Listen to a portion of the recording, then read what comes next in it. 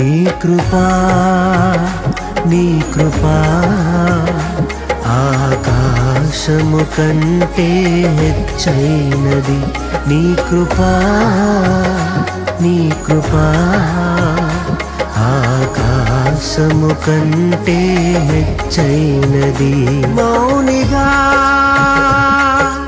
ఎటులుండేగా సాక్షిగా ప్రచురించక